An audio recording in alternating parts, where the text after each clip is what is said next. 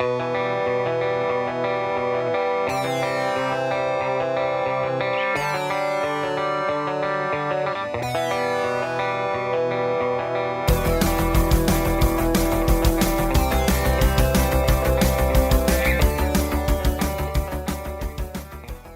citizens, and welcome to Unknown.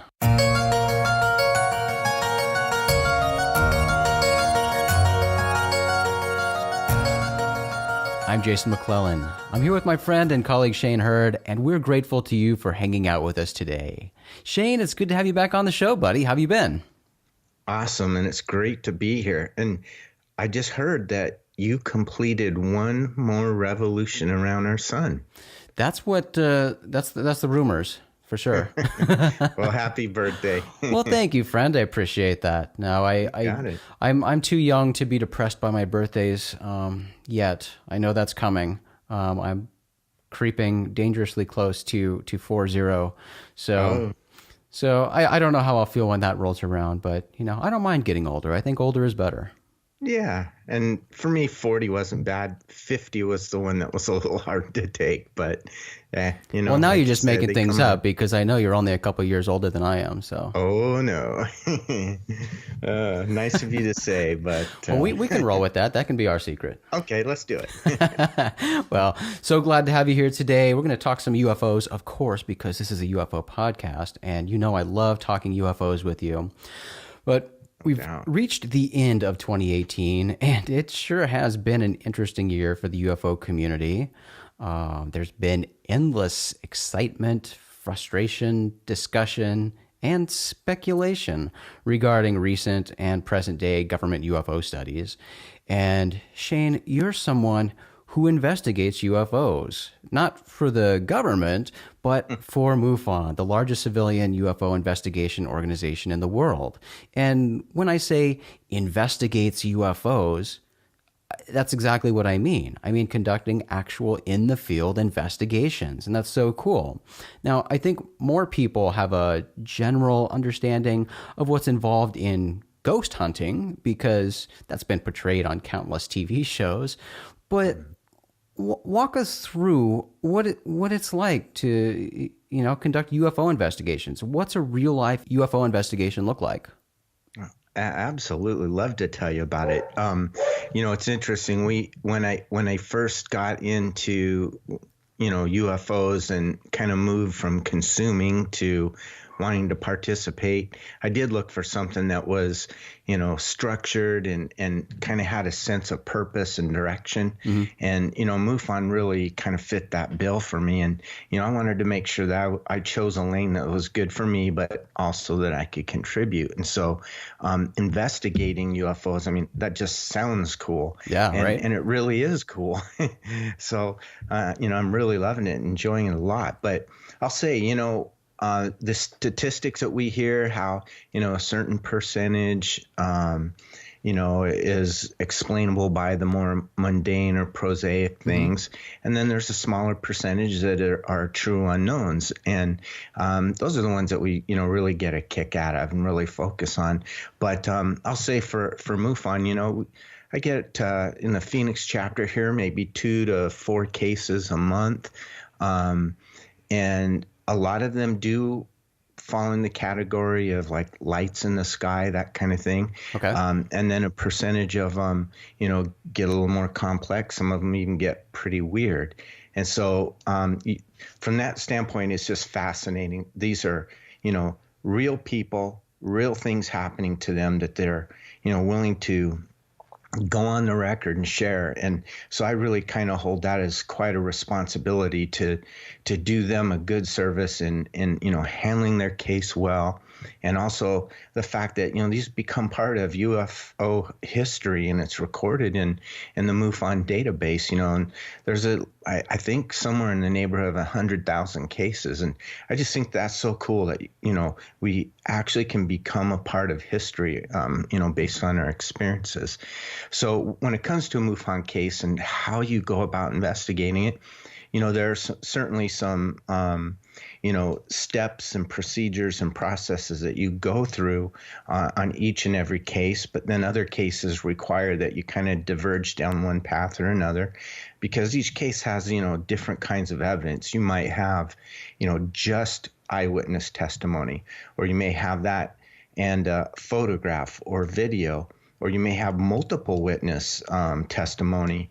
And then you might, even in some cases, there are fewer of these cases, but where you have like trace evidence and that kind of thing. So you've got to be flexible in how you deal with those different types of information. But most certainly you go through a process, and the process is largely like a process of elimination. You gather all of the facts that you've got from the report. We try to interview every person that makes a report. And then you go through the process of eliminating the more obvious things. And those are things like planes and balloons and, spacecraft or weather phenomena or, astronomical stuff, all of those things. And so, you do a lot of the investigation from your desk on your computer, and there's various websites that you check for certain data, and then you go through that process, and then hopefully you get down to the fact that there's really no other explanation, and this thing gets recorded as unknown, and those are pretty fascinating. So out of about the 45 cases I've had, I have about 4 or 5 that ultimately came up as unknown, which, is about the 10% range, which I think is fairly accurate. Right. And even if there was just one, that's incredibly exciting. Absolutely. We've even dealt with some abduction cases and some that are even a little bit weirder than that, which, for me is kind of, it's new, and, it's not the thing that I pursued, let's say, abduction cases as much as just nuts and bolts sightings, but it has forced me to, grow myself and to, expand my mind. And then, I found just some of it just so interesting, and the people as well. So, it's really, you're just exposed to so much more. And, I really appreciate being a part of it.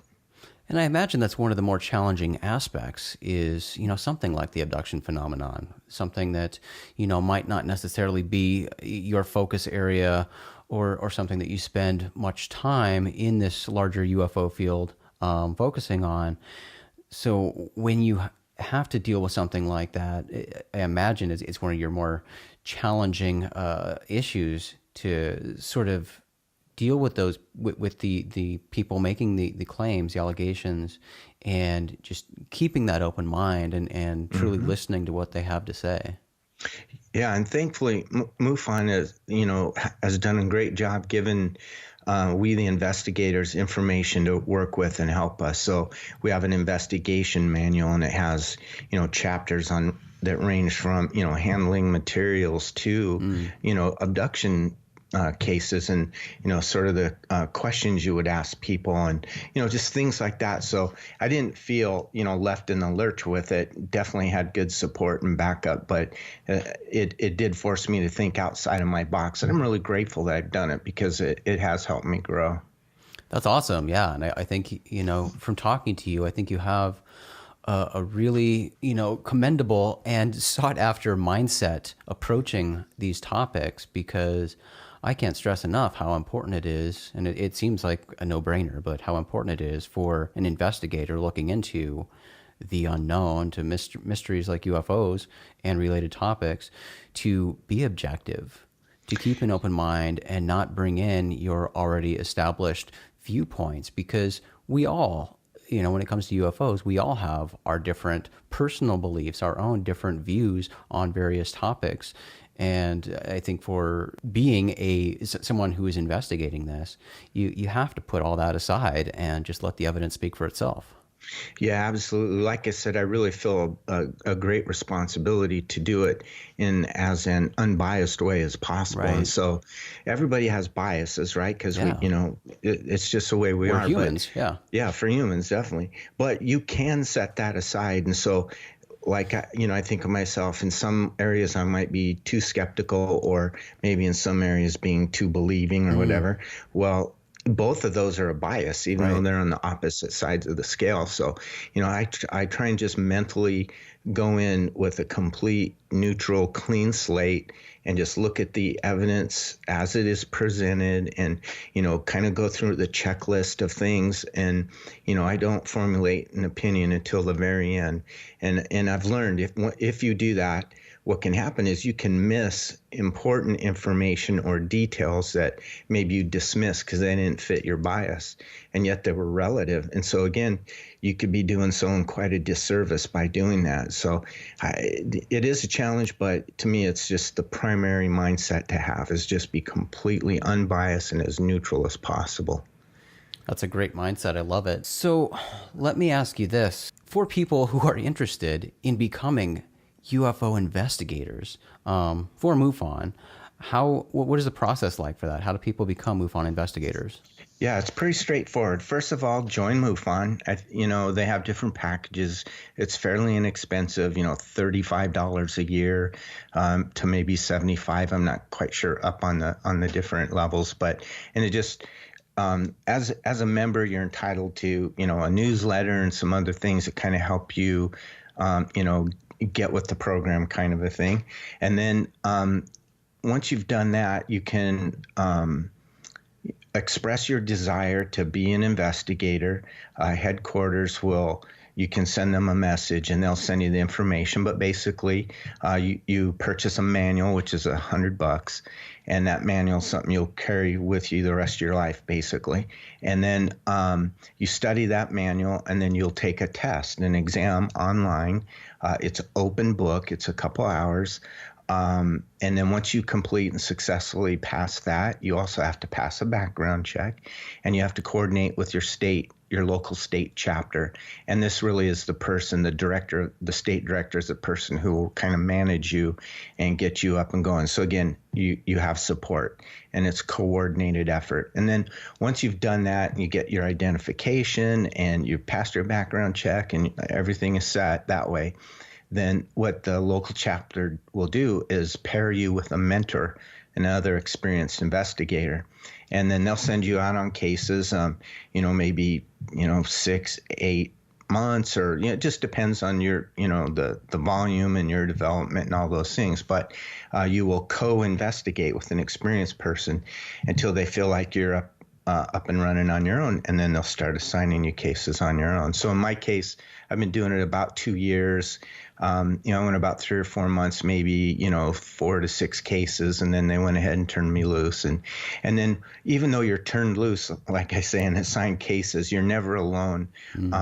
Every case once you complete your case and submit it, it's reviewed by your state chief investigator. In our case, it's Dennis Fryermuth, and he's just excellent. And he'll coach you, help you, correct you. You can ask any question at any time.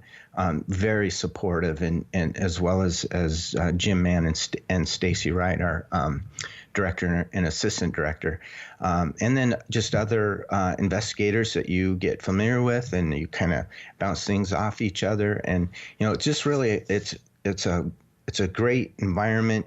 It's intellectually stimulating, and there's even a social element to it that. Sure.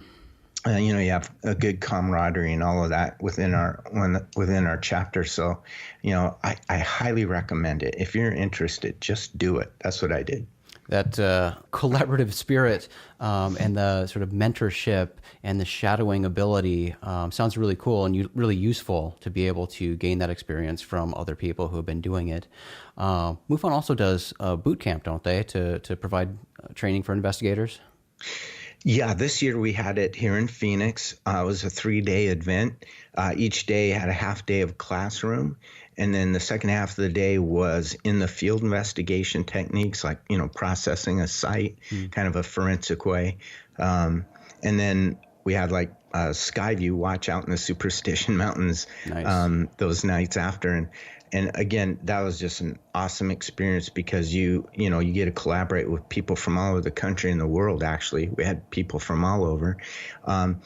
Chase Klotsky came in, and she conducted that field training, which was just so valuable. I mean, to have that experience just once even is just a real gold mine for someone like me, where you can apply these techniques and just make yourself a better investigator. So that was a terrific experience, and it was so successful that I think the National MUFON is considering putting those on either in various locations and on an annual basis. So we'll see how that turns out. But nice. We had a great time.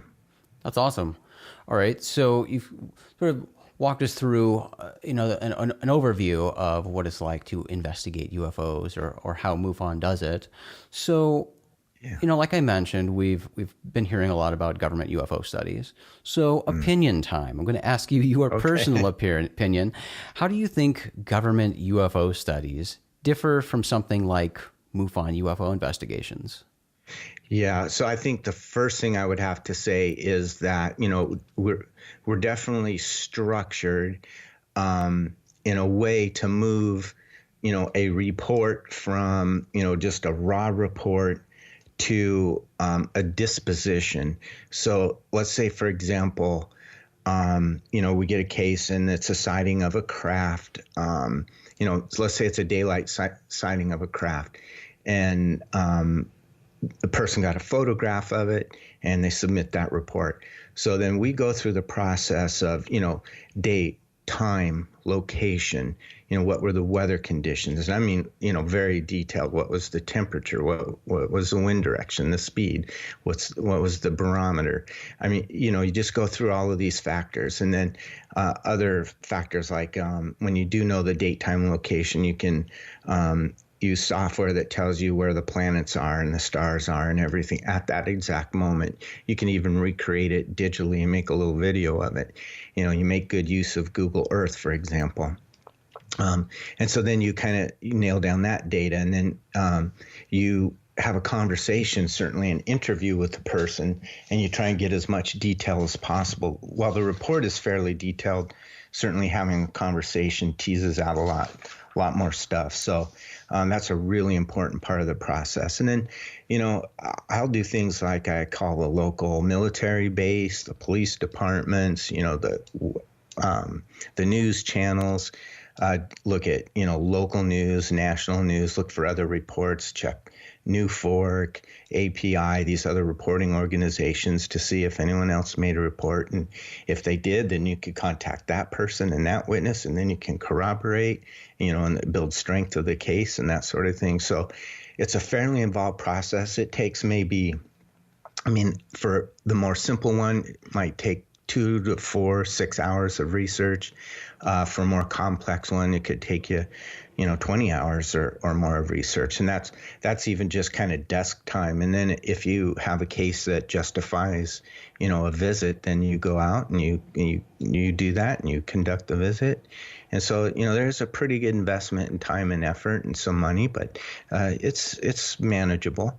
Now, from a government perspective, I'm sure it's going to be, they will have more of an agenda, and I don't mean that to sound negative. They have a purpose, and obviously when they investigate from the perspective is, can we identify this to make sure it's not a threat, or if not a physical threat, is it a political threat? Is it the threat of panic or any of those sorts of things? And that's their perspective. Where MUFON's perspective is just gather the data, analyze that data, come to a disposition. And when I say disposition, I mean either unknown, or is it, an IFO? Is it, was it a drone? Was it, planet Venus, blah, blah, blah, all those kinds of things. So, so really MUFON's role is to collect the data, analyze that data, come up with a disposition, record that, and make that available to others who want to research the topic. Whereas a government program really is from the perspective, they might go through the same steps. I'm sure that they would, investigatively speaking, but their agenda is different. They're not looking to make it public and share it with others. They're looking to, assure that they're fulfilling their role as that government agency, namely to protect, the public. Right. Well, it'll certainly be interesting to see what more we learn about any existing government UFO studies. Government UFO studies are sure to continue to be a topic of discussion in 2019. We're quite aware of the government's historical UFO studies. And on that topic, Shane, you and I both attended a special screening of the first episode of History's upcoming dramatic series, Project Blue Book. So I have to ask, what were your impressions after seeing that? Oh, first of all, that was just plain fun. It was great. It was a packed theater. Yeah. And they had a Q&A after. They also had this little machine there where you could get in front of a green screen, and they took your picture and superimposed it with, like getting sucked up in a UFO. So it was pretty cute. It was fun. But the program itself, I think, is just terrific. They really hit the nail on the head with UFO lore and the factual representation of Project Blue Book in some of those cases. Now, I know this is a drama and it's fictional, but it is based on actual events. So you have to go into it with that mindset. This is entertainment, right? Not a documentary. But the fact that there is entertainment based on the UFO theme, to me, is awesome. I mean, look how we're getting mainstream now. What was a fringe, and you kind of had to hide it. Now it's it's on the History Channel, and it's on all those channels, and they've done a great job with it. It's kind of a period piece. You can tell they spent the money on production. It's super high quality. Yeah. I mean, I am really stoked for it. I am too, and I tell people it really appeals to the same crowd as like the X-Files. If you like the show like the X-Files, you'll like this. It's the same thing. It's like a period piece X-Files. But it is so well shot and produced. The acting is great. I just had so much fun with it, and just being a UFO nerd, like, it is so much fun to see them taking something real like Project Blue Book, having a lot of based on real elements in that story, having characters based on real people involved in the UFO studies. It's just endlessly fun for me. So I thought for the first episode was awesome, and it left me wanting to see all of it. So I am super excited for that. It premieres on History Channel on January 8th, so it's right around the corner. Yeah, it's going to be great. And when you think about it, as you mentioned, the production is fantastic. The writing was good. And just think, if you're a writer on this show, you have 12,600 and some odd cases, to pull from to, create an episode. So this thing could run for years, really, based on that alone. And then Paul Hynek, J.Allen Hynek's son, that's an endless source of information too. So having that element added to the show that features the main character based on J.Allen Hynek, it's incredible. So I think they've got a lot of the right pieces of the puzzle there together. So it'll be interesting to see what they do. I think season 1 for sure is going to be amazing, and I'm guessing it's going to be successful enough for season 2. We'll see what they do after that, but because you can't make more Project Blue Book, but it has a finite length of time. But we'll see what they do. Well, as 2018 comes to a close, we're excited for 2019. We have several things in the work for next year. And speaking about Unknown specifically, our 2019 season will feature some brand new open and close music, so look forward to that. Cool. Let's wrap up this episode. I invite you to come join us in the Rogue Planet Facebook group at facebook.com/groups/Rogue Planet. That's where we can share stories, get feedback, and engage in a real conversation. We always love hearing from you guys, and we really want to hear from you to know what topics that interest you and the questions you might have. You can find more episodes of Unknown on Apple Podcasts, Stitcher, Google Play, iHeartRadio, YouTube, all the podcast places. Of course, you can always find this show at rogueplanet.tv. Rogueplanet.tv is your home for all the strange. It's also where you can get your own Unknown t-shirt from the Rogue Planet store. Just go to store.rogueplanet.tv. Thanks again for hanging out with us today. I'm Jason McClellan, and Shane Hurd and I have something to ask. Do us a favor, friends. Have a very happy new year, and most importantly, stay strange.